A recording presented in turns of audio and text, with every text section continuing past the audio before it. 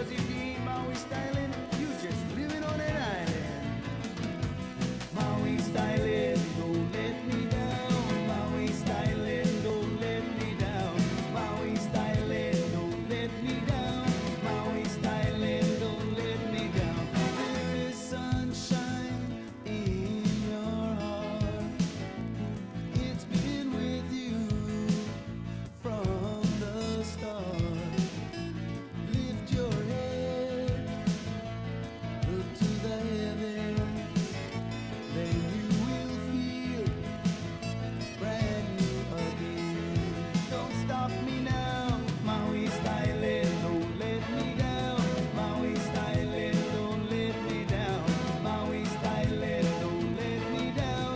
Maui styling, don't let me down. Reach out your hand and help each other. Your mother, your father, your sister and brother. There is love in this family. Pick yourself up and get on your feet. Don't stop me now, Maui styling, don't let me down. Maui styling, don't let me down. Maui styling, don't let me down.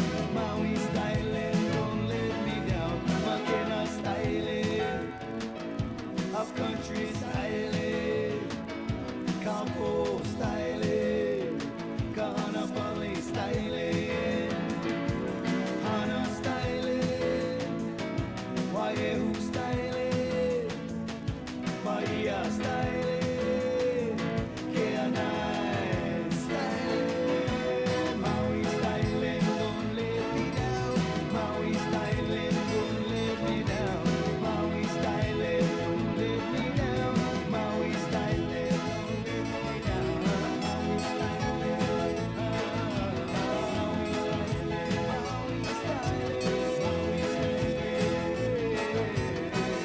styling, don't stop me now. Maui styling.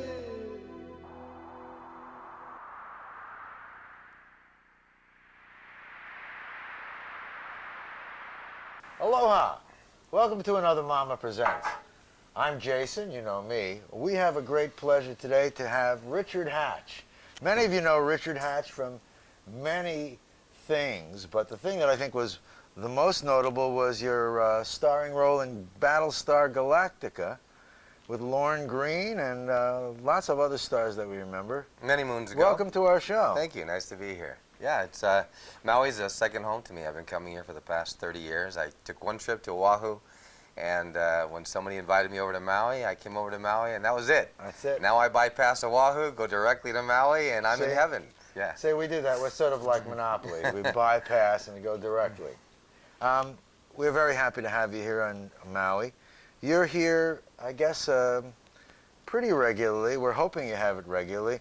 We just last night were in at your, I guess it was the performance closing dinner for your group, Acting from the Heart. Right. Yeah, we. Tell us about that. Well, I've been coming to Maui for a long, long time. About 10, 15 years ago, I started doing some workshops, and I teach communication, unleashing your power and creative vision, moving from fear to self-mastery.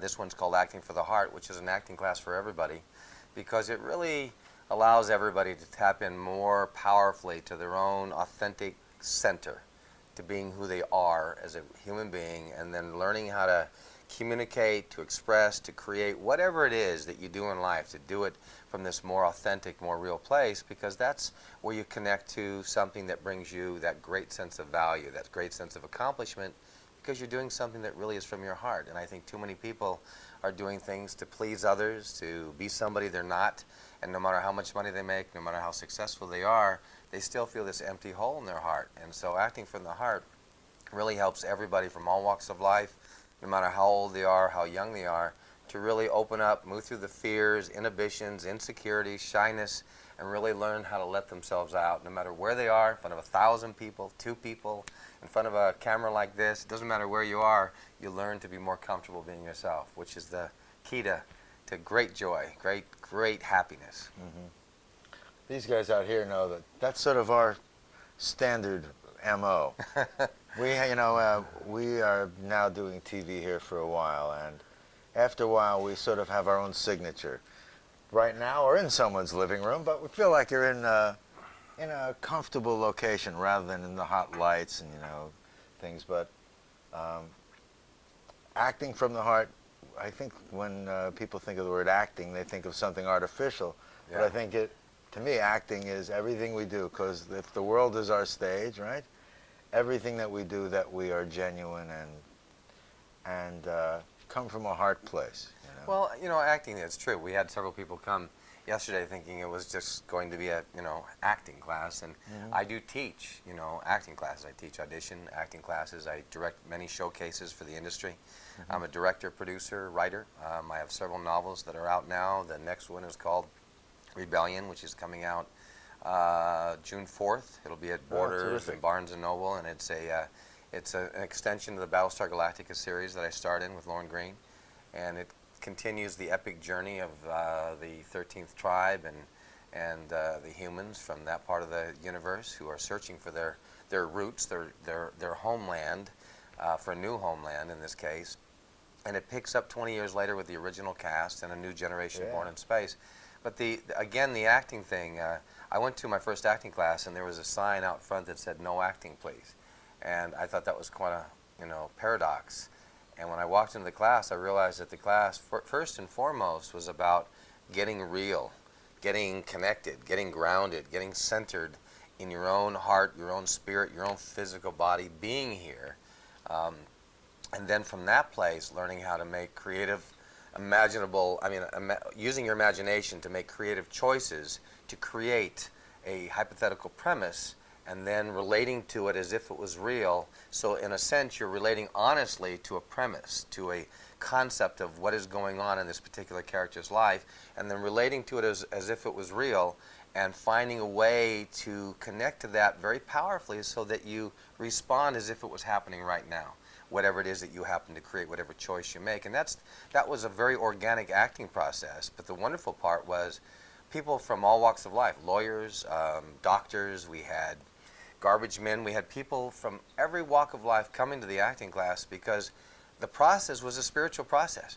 Because in a sense, every character I explored, every premise that I had to use my imagination to fill and make real to myself helped me to step out of this, what I call a limiting concept of who you think you are, because we grow up usually not getting the love and support we need, so we in a sense start to pull in and become what we think is appropriate, trying to fit in, trying to get the love we desperately need from others, trying not to make too many waves, and we end up limiting the scope of who we really are. But acting forces you out of that little box. You try all these different characters that help you to stretch out, and what you discover is you discover all these little pieces and parts of yourself that you gave away. And you begin to stretch out, and every time I do a character, my own sense of identity expands. And I have after playing all the parts I've played, it's allowed me a greater freedom to be really who I am. I mean, I've really grown and evolved over the last 30 years. I was terrified as a child. I mean, to get in front of a camera, to talk to anybody. I couldn't make eye contact with girls, I was really, really shy. And so the acting was a way of reconnecting to myself and getting more comfortable connecting to the world. So acting is for everybody, and no matter what you do or don't do, an acting class can really serve you if it's a really, really good teacher, and that's what I teach in my classes. So it's an acting class for everybody. Plus I do professional classes for professional actors as well. But a lot of times the professional actors who come to class to be in the business end up being the doctors and lawyers, and the doctors and lawyers who come to the class end up being the actors. So who knows where it's going to take you, but it's a wonderful, exciting, fulfilling, and enriching experience for everyone. Here on Maui, and in the things that you're talking about, if you were to go out through this camera and sit in the houses, you would see we have a really very open, maybe you've discovered that while you're here, very different kind of society here than on the mainland. Yes, you do. People here are a lot more outside the box. And they really already have a a fair feeling for some of the things that you're talking about. They kind of live it. To live here is outside the box. Right. You know, it is an outside the box. Well, it's interesting. I mean, everything, you know, I mean, this place obviously is a lot of people who are stepping out of their life, stepping out of being politically correct, stepping out and finding an alternative way of living. Many people move here to follow that. Some people are lost. Some people are exploring new avenues, trying to find out where they should go next. And I think one of the things that I also work on, and I'm sure many teachers do, and we're all having to balance this, which is how to be in the world and how also to be connected and live, making a living. We have to pay bills. We need money. We need to generate a certain level of exchange in this world in order to get through this world, but at the same time finding a way to still stay connected to our heart, to our integrity, and to that creative flow that so many of us crave and miss when we get locked up in the context of maybe a traditional kind of living style. So, you know, I work with people to help them find that balance, how to tap into the creativity, how to find whatever art that they have inside of them, and that sometimes can be a business type thing, creating a new business, a new product, a new service, finding a way to take something you feel powerfully about in your heart, in your soul, and taking action on it to bring it into the world so that it's physical, so it's tangible, so that it's something that you can share and exchange in the world, which is what a business, a product, a service should be.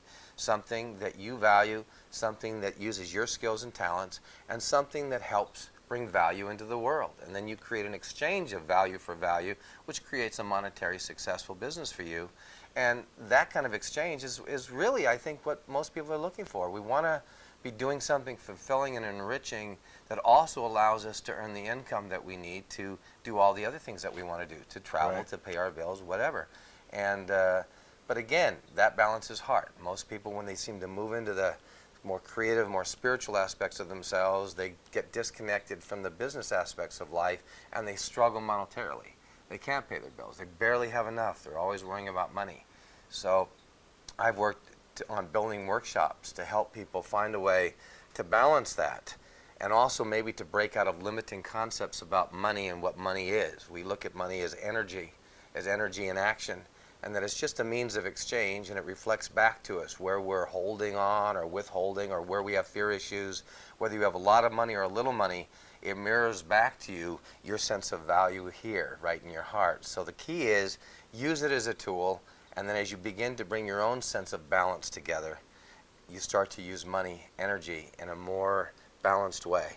Your inflow, what you receive, and what you spend, your outflow becomes balanced. You don't move into what is negative financing, where you're spending more than you're making, and you're slowly going into debt, which is what our country, our world is about. Our world is about. And we have a little phone call. Do you want We're to going take to take a break. Okay. We're back. You know, there's lots of areas that we could talk about. I'd like to find, what's your passion? I mean, right now you're involved in new things, and you're working on Battlestar Galactica 20 years forward. Yeah. Is there any area that, if I were to say, you've got a big plate, what are the things on the plate that are most attractive to Everything that I do is really the same thing. The expression, self-expression, creative expression. I love art. I love music. I love teaching. I love lecturing. I love doing anything that inspires people, that impacts people in a positive way.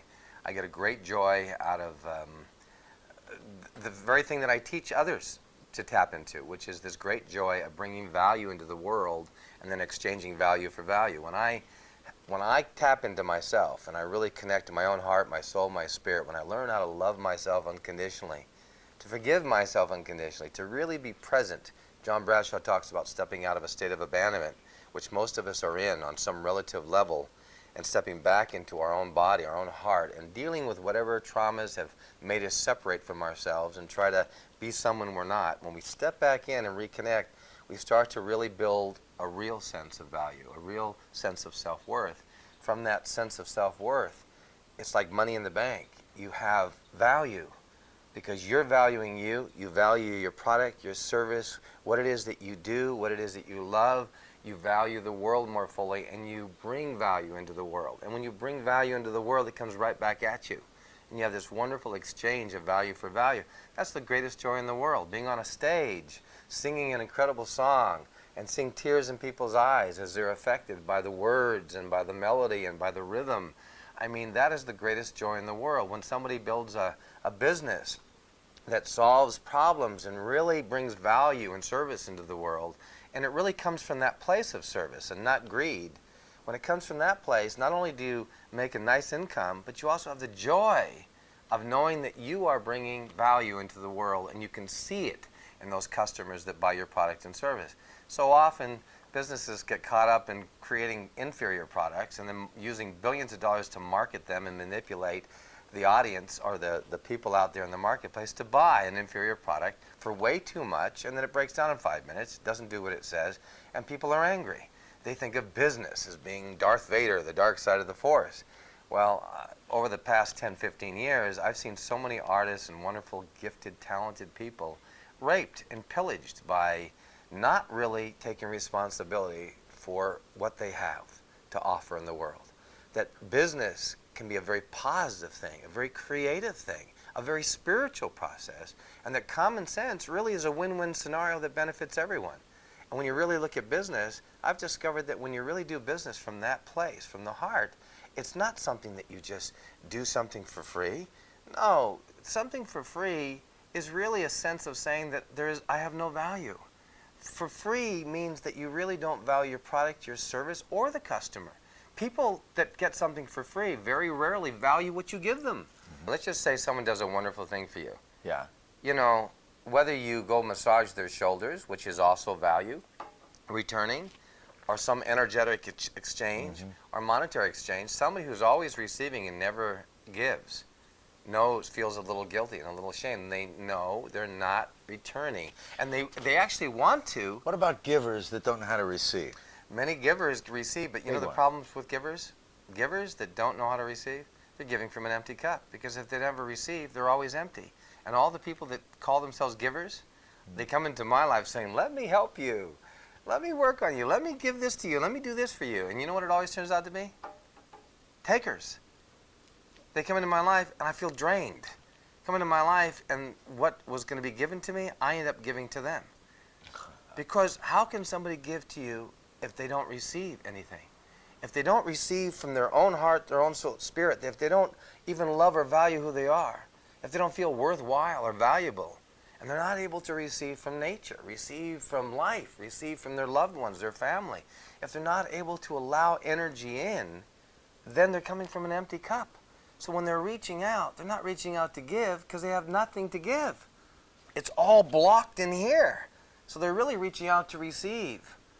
The key is you want to build a balance between the ability to open up and receive, which means you have to really deal with the heart, where we hold a lot of trauma, where many people are defensive and blocked, and we have to learn how to release and process all that hurt and pain, release all that stuff that creates depression in so many of our lives, and then open that space to being vulnerable again. But vulnerability is not weakness. Building vulnerability attached to the ability to take responsibility for who you are, what you think, what you feel, what you know to be true, and building the power to communicate it. You build this sense of self-esteem that allows you to be vulnerable, but powerful, but strong, with no need to leverage or put anybody down or usurp anybody. When you come from a place of real power, what you want to do is create value. You want to bring blessings into the world. You want to bring wonderful things in the world. And you're coming from a full cup that runs over. You can't help but want to give it. And seeing what you do, if you've ever had a plant or nourished something that grew, the greatest joy is nourishing something, feeding something, and seeing it blossom into something wonderful. I hear you. I think that's the whole process of life. Here you're preaching to the choir. Right. That seems to be what happens with us. You know, we're overflowing, and what we find is we really are able to bring gifts like yourself to the Maui community. People that come with so much passion of their ideas, you know. Behind this camera and the people of Maui, we have all kinds of people from all different walks of life, and that's our gift. Right. I love giving them the opportunity to meet people here that they wouldn't otherwise get a chance to see. Right. I hope that you'll be back to Maui and come join us again. even before something that's happening? Well, I would, you know, for all of you out there, if you get a chance, go over to richardhatch.com and check in, because we're doing lots of seminars and workshops all over the country. I have a production company, and we're developing series and movies and CD-ROM games, and we're developing a new series right now called Magellan, and you can go over to thegreatwarmagellan.com. It'll link you over there. Plus, we developed a brand new trailer for a new Battlestar Galactica series. You can go over to battlestargalactica.com. And my joy is building and creating films, movies, books, novels, games, things that bring a high level of entertainment but have substance, have heart, have soul and spirit attached to it, and also are inspiring. And so that's what my company is doing. And then I go out and I teach the process of how people can take their art, their gift, their creative vision, and bring it into the world in the most powerful way possible. And we have these boot camps we do, 3 or 4 day boot camps. We do ropes courses. We do lots of games and exercises to help people really clarify who they are, what they really are good at, what their heart really wants to do, and then to lay out a course of how to really bring all of that value into the world in a real pragmatic, down-to-earth way, so that you can be in the world but still connected to, you know, to spirit, to your heart, to your soul. Not give that up and pay the, you know, it's almost like paying the piper. What is it? Sell your soul in order to gain success. You don't have to do that. You don't have to lie and cheat to be successful. You don't have to manipulate. You can be honest and actually have a incredible life, business, career, relationship. It's possible, and most people don't think that you can really have it without somehow having to cheat or lie or manipulate. You don't have to do that. I hear you. You know what I'd like to do before you leave? Yeah. I'd like to switch roles with our camera person, because I know that Airielle would love to come Oh, here sure. and share with you. Yeah, come on in. Okay, I'm going to do a switch. Step Watch on the in. magic of She's TV. going, no. No. So, aloha. We traded places. Presto, the magic of TV. And welcome to Maui. Mwah. Thank you. Mwah. Do they do that, the double kiss We here do. in Maui? Okay. Mwah. I'll do it again. I You're like such that. a handsome guy. I like to get to kiss Thank handsome you. men. So tell me, Richard, you know, I'm hearing a lot about what you teach other people. Right. But what about you? You know, where are you in your life in all of this? And how did you go from this acting place into teaching? You know, what got you to do that? Tell us a little bit more about, well, let's start with that one. How did you go? That's a good question. Yeah, by the how way. did you go from the acting into the teaching, and what propelled you into that? I think there comes a moment. I mean, I think we're all teachers, whether we're teaching those who are closest to us, because we're always sharing what we've gone through, right? Absolutely. And so we're always turning around and doing that. Not that everybody's always open and accessible to receiving what we have to offer, especially sometimes our children. Which is them such the a shame. most. Yeah, I don't understand. You know, you have all this life wisdom. You've been through it. You know, you've paid the price, and the greatest joy a parent has is being able to share that wisdom of what you've been through with your child, and your child will take it from anybody but you. You know, I think it's their way of getting back at the parent on some level. You know, and making them pay. But nevertheless, you know, I think they also really just somehow can't believe you have that wisdom. Right. Well, that's true. Until too. they get much older. Right. You know, I've got 3 of them, 3 children, I mean. Right. And They don't think we're cool. well, you know, finally, my one has some kids now. Right. So she's understanding now. he's more appreciative now. Well, But, yeah. my own son, I told him that a million times. I said, I can't wait. I just cannot wait until you have a son and you can have just a little smidgen of understanding of what I've been through, you know, because he still has some resentment. And, you know, we all have different life paths, and mine was a non-traditional one, even though I have fit into a traditional world quite well, but have exhausted myself doing it. But nevertheless, I wasn't married when I had my child. It was like a first love when I was really, really young, and yet, you know, she kept the baby, and I'm glad she did, because he's been a great blessing in my life. And she raised him the first several years, and then he went off to a private school. I was doing Streets of San Francisco with Michael Douglas, all my children, which I did for 4 years. And so I was gone, moving all over the place. And, you know, I felt this deep gnawing inside me to be a father, and I felt guilty and ashamed that I was paying and going to see them and doing all those responsible things, but I just felt like I was letting something pass me by. So at 12, I took him out of a private school and brought him home to live with me. And for the next 8 years, it was the greatest joy in the world, getting up at 6 just to take him up to the bus stop. And most people think, oh, you got to get up at 6, because my lifestyle was very late, and I would normally not get up until 10 or 11. But I felt like I'm being a father. I'm getting to for me. do. But it was a great joy. I loved going to the school events, playing soccer with the teachers. I loved doing all that stuff. So. It was a wonderful kind of opportunity for me, in a sense, to grow up, because all my life I didn't have a father as a young kid, and whatever you don't have, you're kind of searching for it in the world. So I was always searching for somebody to father me, to mentor me, and in a sense, I was always operating from the position of the child interfacing in the world. Take care of me, I'm not capable of taking care of myself. Right. And it really took me many years to move from the child to beginning to become the adult, taking responsibility for my life and realizing that I had the power to create things and make things happen and be that person that I was always looking for previous. Right. And so my son was the beginning of that, moving into the father, becoming the father, and really beginning to make that bridge, that transition. And then going into the teaching thing, happened a girlfriend of mine that I'd been dating for 5 years said, my friend works at UCLA where she was getting a degree, and she said they have extension classes and they need someone to teach an acting class. And I had been taking classes all my life. I had gone through every form of therapy, Gestalt, Reichian, trying to work through some deep traumas and life issues and climb out of this little tight box I was stuck in as a child. But I had reached a place in class where I was whispering in the back of the room always, because I would always see things, but I was afraid to get up to the front and acknowledge it and tell somebody, give somebody some feedback. So I'd whisper in there a little insight, a little this or that. And whenever I see people doing that in class now, I always say, "You're ready to teach. You're ready to move up here." It's hard for me to vision you that way, because Really? you're so beautifully out there as you speak. I mean, being behind the camera and watching you speaking, you're so beautifully there. Right, so thank it's you. like, I have to really go back and go, yes, well, I know that about me too. Right. That part of me that's very shy, even though I'm still shy. Right, I am too. Yeah. And I've been in front of a camera since I was a kid. Right.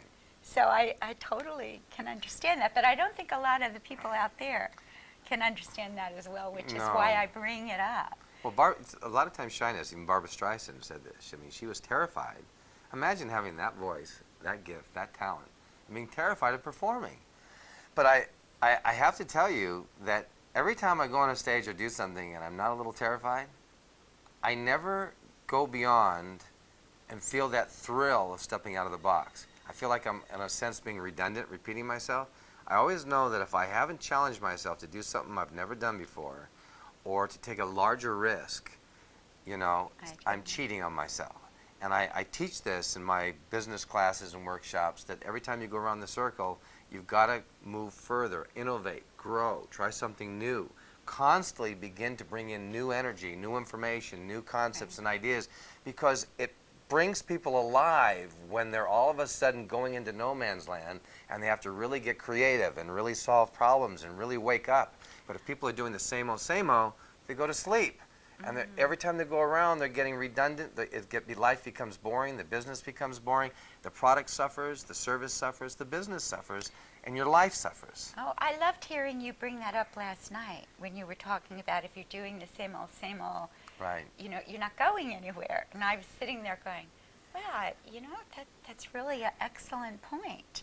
Because so many of us get caught in that trap. Even on a personal level as well as a business level. Yeah, yeah. Absolutely. Right. On a personal level, on a business level, on even a level with our children. We get caught in those boxes. Our tendency is to want to seek comfort. Right. And whatever we've done before, we're comfortable with. And but the truth is now, people are paying lots of money to find these exercises, bungee jumping, whatever it is, to step out of the comfort zone and feel that thrill. Life becomes thrilling when there's some risk involved.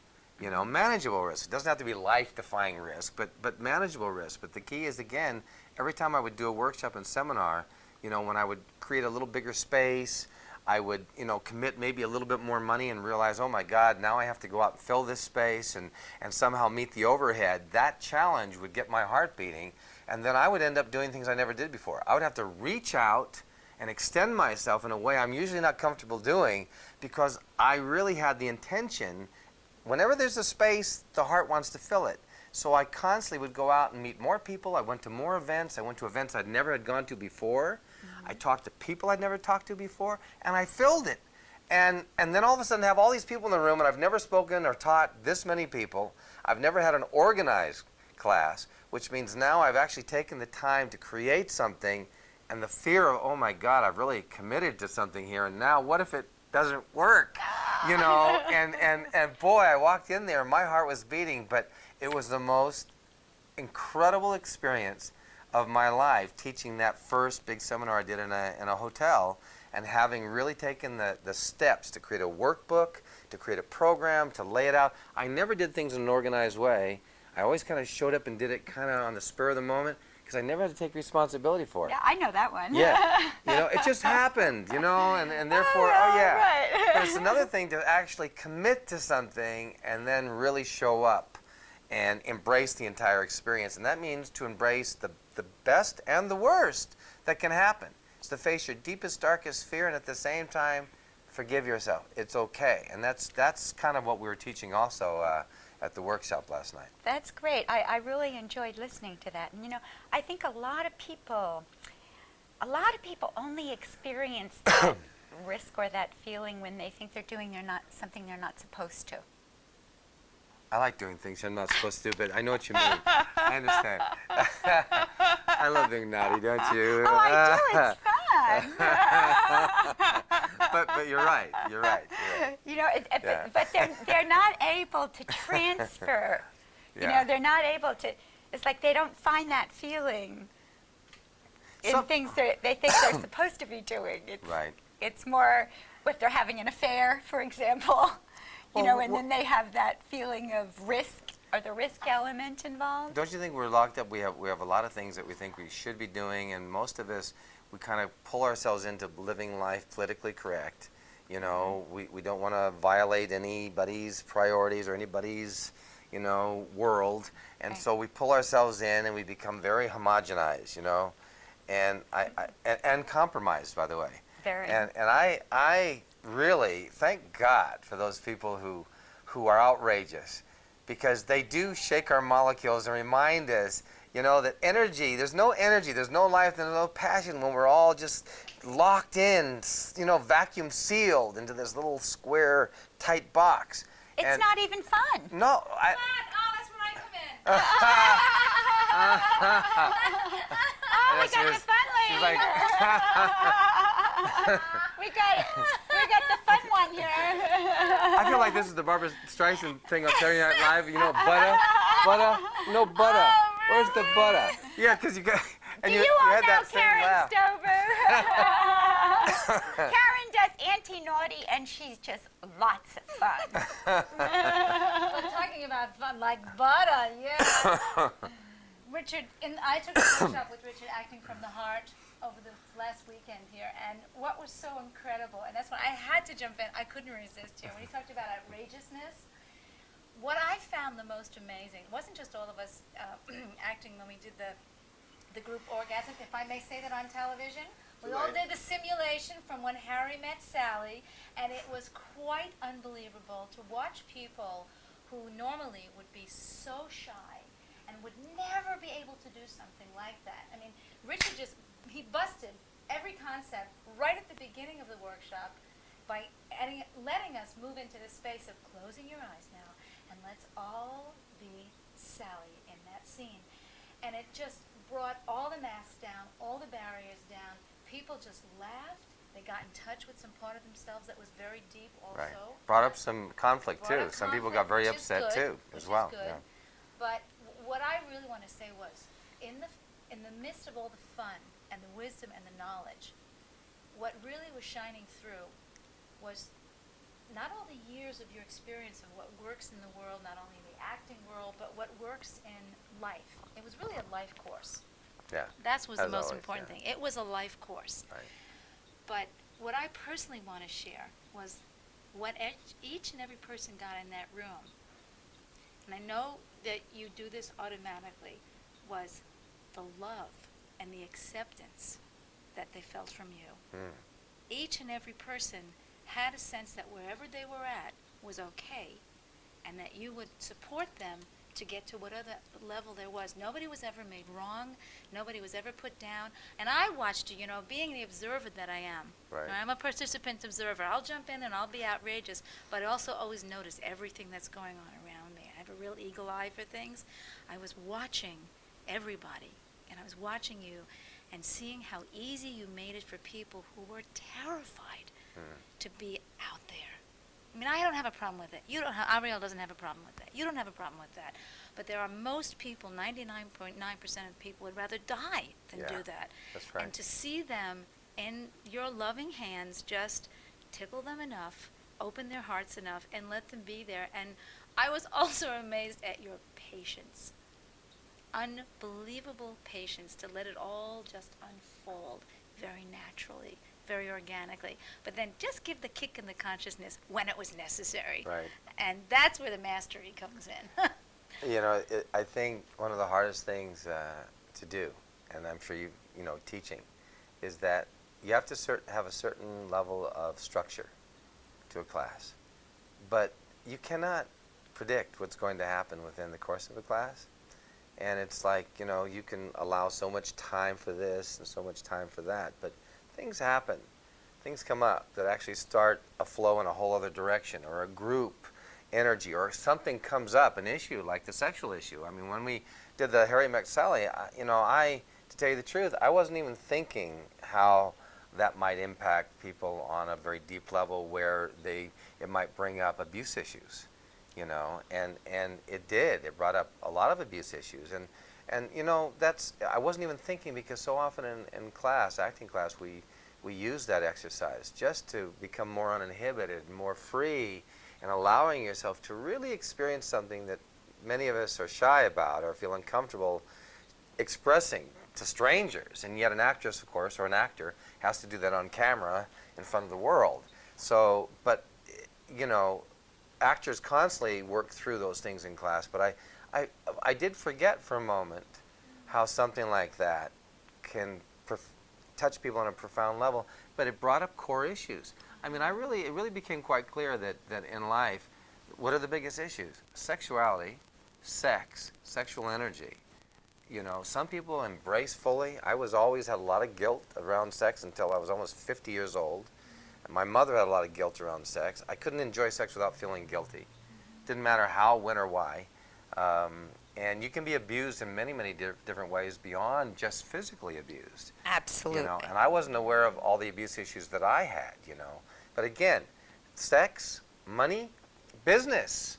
The idea of business. People get all upset thinking of business when they have to apply what they do and bring it into a business context. So again, all those things bring up issues that, move the class in different directions in areas that sometimes one class has more of a problem with this area, some classes have more of a problem with that area.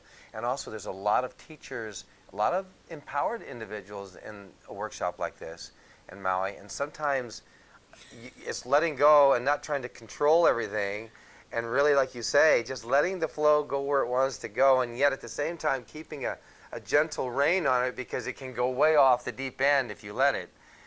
So it's a tendency, it's really that balance, and I've had to learn it the hard way, and Maui always brings those lessons home to me the strongest. If I try to control in any way, shape, or form, I get into deep trouble. Mama Maui is one of the greatest teachers on the planet.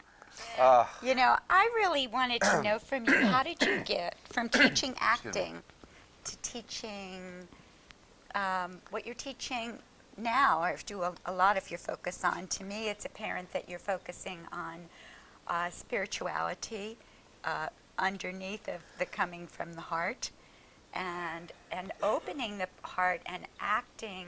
When you say acting from the heart, I think a lot of people took this workshop thinking it was an acting workshop. Right. And Sometimes it turns into an acting workshop. Sometimes it doesn't. Yeah. So But how did you get from the? You said your girlfriend brought you in to teach acting. Right. Good for her. Thank you very much. And then how did you change that? Well, I started the acting thing, and like so often, you know, everything that you teach is what you learn. And for me, I had to struggle with expressing myself, communicating, overcoming my inhibitions and fears. So I took classes and workshops on that, and then I began to teach that process of what I was going through and having to overcome, and how I found a way to get up in front of people and communicate and use fear, you know, as a friend and make it an ally and work for me. So it wasn't book learning, it was actual experience. And I found that the acting class, which to me was a spiritual process anyway, Absolutely. it was one of learning how to embrace all those bits and pieces that somehow got shattered as a child on some emotional, spiritual, physical, mental, emotional level. Right. God knows when, but I shattered into a million pieces. In a sense, it was like reclaiming all those parts of my being that got lost. And acting was a metaphor for that. So that spiritual process began to stretch out from the acting into communication, self-expression. And then I went to a street smart business school, which somebody brought me to. And I came up against all my fears of business, money, management, prioritizing, things I had never really thought about, because I always thought business was antithetical to art. And, you know, and I was a rebel, so I really rebelled against that. But then I realized that business was a heroic, courageous process of people taking an idea, a concept, and then molding it and shaping it and managing resources and bringing people together to create something. And I thought, my God, how I've been sitting in judgment of these people. And then money I had to go through, and I had made millions of dollars, and I got rid of it as quickly as possible, because I always felt, how can I was really into St. Francis of Assisi at that time. I'd seen Brother, Sun, Sister, Moon. Yes, I thought, how can I be spiritual and have all this money? And so, you know, I felt horrible, and then I went to seek a lot of help, which I paid a lot of money for, and paid hundreds of thousands of dollars to seek help to, you know, work through my guilt and shame. And then, again, it led me step by step into actually going into business, bringing my art together with the business, and learning how to be an artist, a teacher, a poet, warrior, and at the same time a businessman. And I thought, you know, in truth, we're all in business. And until we take that responsibility, we're always, in a sense, at the mercy of others.